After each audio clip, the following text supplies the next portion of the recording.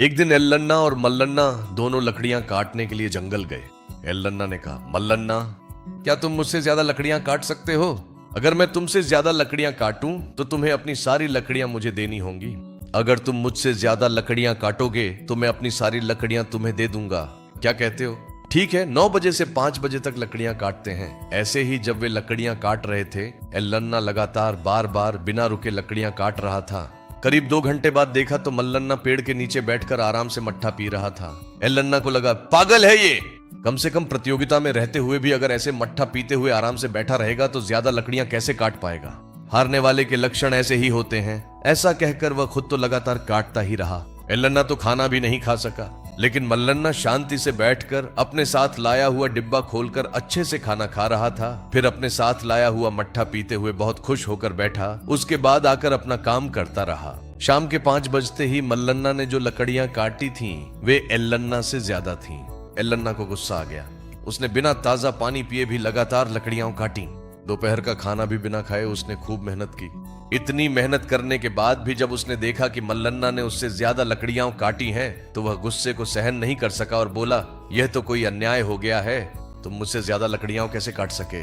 मैं जब भी देखता था तुम छाछ पीते या खाते ही रहते थे, लेकिन मैंने तो सुबह से अब तक एक पल भी बिना रुके लकड़ियां काटी। फिर भी मैंने कम काटी और तुमने ज्यादा काटी। कुछ तो हुआ है। एल्लन्ना, तुमने मुझे खाते और छाछ पीते देखा, लेकिन जब मैं छाछ पी रहा था तब मैं क्या कर रहा था ये तुमने नहीं देखा। क्या कर रहे थे? मैं अपनी कुल्हाड़ी को धार दे रहा था। तुमने मुझे छाछ पीते हुए देखा, लेकिन मेरी कुल्हाड़ी को धार लगाते हुए नहीं देखा। तुम तो बस एक कुंद कुल्हाड़ी पकड़कर यूं ही मारते हुए बैठे रहे। मैं तो धारदार कुल्हाड़ी लेकर गया और एक ही वार में उस लकड़ी को अलग कर दिया। तुम्हें तो 4 वार करने पड़ते थे। तो फिर क्या हुआ? तुम 4 वार करके एक लकड़ी लाते थे, लेकिन मुझे 4 वार में 4 लकड़ियां मिल जाती थीं।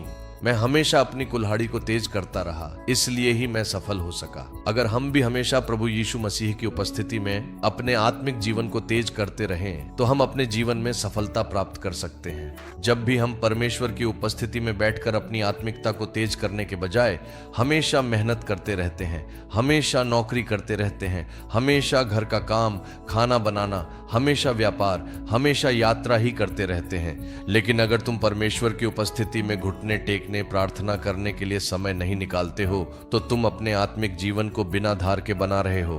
परमेश्वर की सहायता के बिना, परमेश्वर की उपस्थिति में समय बिताए बिना इस संसार में चाहे तुम कितना भी काम करो, कितनी भी कोशिशें करो, कितनी भी यात्राएं करो, तुम्हें जो सफलता देखनी चाहिए वह नहीं देख पाओगे। इस सत्य को मत भूलो। इस रील को लाइक करें और अधिक से अधिक लोगों के साथ शेयर करें।